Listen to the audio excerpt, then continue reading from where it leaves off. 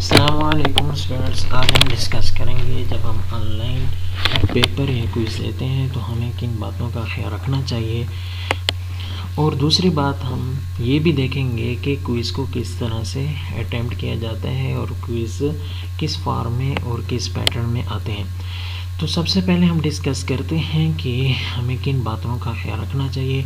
सबसे पहले आपने जो चीज़ें आपको रिक्वायर्ड हैं वो ये है कि सबसे पहले आपके पास नेट होना चाहिए फास्ट स्पीड में, ठीक है। आपके पास नेट होना चाहिए, नेट का कोई इशू नहीं होना चाहिए। और दूसरी बात जो आपने ख्याल रखनी है वो ये कि आपने एक अलहदा आपकी सेटिंग होनी चाहिए, अलहदा बैठने की आपकी जगह होनी चाहिए। और तीसरी बात ये कि जो इतना टाइम है उसी टाइम में आपके जहन में प्लानिंग होनी चाहिए। मसलन कि कोई हर जो इंस्टीट्यूट हैं उनकी अपनी अपनी पॉलिसी होती है, कुछ टाइम देते हैं 1 घंटा, कुछ आपको टाइम देते हैं आधा घंटा, तो उसको भी आपने मद्देनज़र रख के आपने इनको अटेम्प्ट करना है। तो जो क्विज़ की आपने जब क्विज़ स्टार्ट होने से पहले आपने ये सारा टाइम पहले से ही हर चीज़ को बराबर रखना है, मतलब लैपटॉप्स की बैटरीज़ को, ठीक है। तो और उस तरह से नेट के पैकेज को, हर चीज़ आपने पहले से ही बराबर रखनी है। और दूसरी बात ये कि पेपर या क्विज़ किस टाइप के होते हैं, ठीक है। ऑनलाइन जब हम गूगल क्लासरूम में पेपर दे रहे हैं तो इनकी इसमें भी आप हर यूनिवर्सिटीज़ की, हर इंस्टीट्यूट की अपनी अपनी पॉलिसी है। कुछ यूनिवर्सिटियाँ सिर्फ असाइनमेंट ले रही हैं, कुछ पेपर अपलोड कर देते हैं और फिर वो आपको एक शॉर्ट टाइम दे देती हैं कि वो कहते हैं कि इसका जो आंसर है वो भी आप अपलोड कर दें घर बैठे ही।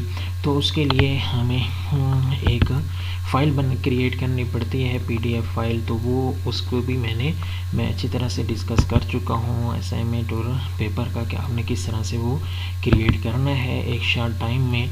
तो वो भी मैंने आपको जो है एक डिटेल के साथ बता चुका हूँ। डिस्क्रिप्शन में भी उनके उस वीडियोस के भी आपको लिंक मिल जाएगा। तो दूसरी बात ये है कि हमारे पास पेपर किस टाइप के होंगे, तो मैं आपको बता रहा हूँ। तो क्विज़ भी होते हैं, कुछ पेपर्स भी होते हैं, और जो सबसे मेन बात यह है कि MCQs टाइप जो पेपर होते हैं या MCQs टाइप क्विज़ होता है, तो उस पर एक टाइम भी शॉर्ट होता है और उसमें भी आपके पास 2 पैटर्न हैं। एक पैटर्न ये है कि एक मतलब स्टेप बाय स्टेप कंसेक्टिवली आपके पास जो क्विज़ है वो शो होता है 1 by 1, ठीक है। एक क्विज़ आपको शो होगा, उसके 4 ऑप्शन है, आपने एक को करेक्ट करके उस पर सबमिट कर देना है, ठीक है। इसी तरह से फिर सेकंड आएगा, जब सेकंड आएगा तो आप सबमिट किए बगैर नेक्स्ट पे नहीं जा सकते, और इसी तरह से आप बैक भी नहीं जा सकते, दोबारा से क्विज़ 1 पे भी आप नहीं जा सकते। तो उसको आपने जैसे ही आप सबमिट करेंगे, चाहे करेक्ट है चाहे रॉन्ग है, तो वो रिक्वायर्ड होता है आपके पास, उसको आपने ज़रूरी अटैम्प्ट करना है, ठीक है जी।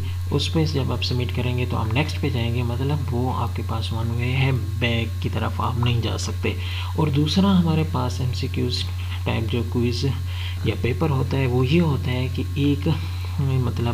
एक फ़ाइल में, जिस तरह से आपके पास PDF फाइल है, तो उसी फाइल में सारा का सारा पेपर शो हो जाता है। 1 से जितने भी क्विज़ हैं, 1 to Z, A to Z जितने भी क्विज़ हैं वो सारा का सारा आपको शो हो जाता है। तो आपने क्या करना है, पहले को जिस तरह से आप सबमिट करने से पहले उसको आप रैंडमली चेंज कर सकते हैं। मतलब आपने क्विज़ 1 को जिस तरह से सेलेक्ट कर दिया है तो सेकंड पे गए हैं, तो फिर आप 1 को दोबारा से सेलेक्ट कर सकते हैं, क्योंकि एक PDF फाइल है आपने जब तक। तो उसके लिए सिंपल बात यह है कि इन तमाम को जब आप अटैम्प्ट कर लेते हैं तो एंड पे ही आप सबमिट करते हैं। और पहला वाला जो था, पहले जो मैंने आपको वो बताया है, तो उसमें ये है कि उसमें आपने 1 by 1 सबमिट करना है। तो यहाँ पर आपने जब आप अटैम्प्ट करने के बाद उसमें सबमिशन करेंगे। तो स्टूडेंट्स से ये थे आपके पास चंद बातें। तो हर इंस्टीट्यूट की अपनी अपनी पॉलिसी होती है कि वो किस तरह से क्या क्विज़ बनाते हैं या पेपर लेते हैं। तो मेरे पास एक सैंपल के तौर पे मेरे पास एक वो है कि मैंने एक क्विज़ लिया हुआ है जिस पे मैंने उसके एक फ़ाइल के तौर पे जो मैं सेकंड आपको ऑप्शन बता रहा था उस पे कि हमने उसको एक PDF फाइल में हमारे पास क्विज़ आएगा, हम उसको अटैम्प्ट करेंगे।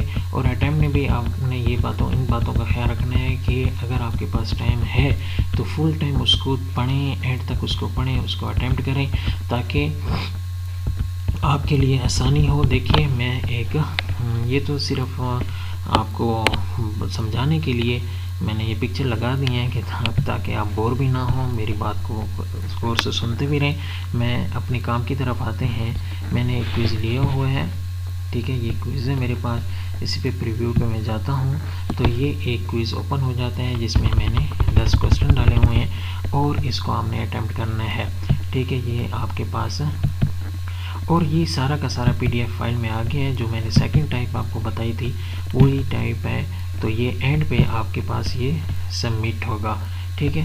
तो आपने पहले इनको अटैम्प्ट कर देना है। अब अगर आपके पास टाइम है तो इनको रिलैक्स होकर आराम के साथ पेन और कागज़ अपने साथ रखें, इसको सोल्यूशन लें, फिर उसको सॉल्व करने, खासकर मैथ का जो आपके पास होगा कि उसके अंदर कैलकुलेशन होती है, कैलकुलेटर भी अपने साथ रखें, ठीक है। कैलकुलेशन है उसको आसानी के साथ उसको पहले सॉल्व करें, फिर जैसे ही आंसर मैच हो जाए तो उसी को करेक्ट आंसर दे दें।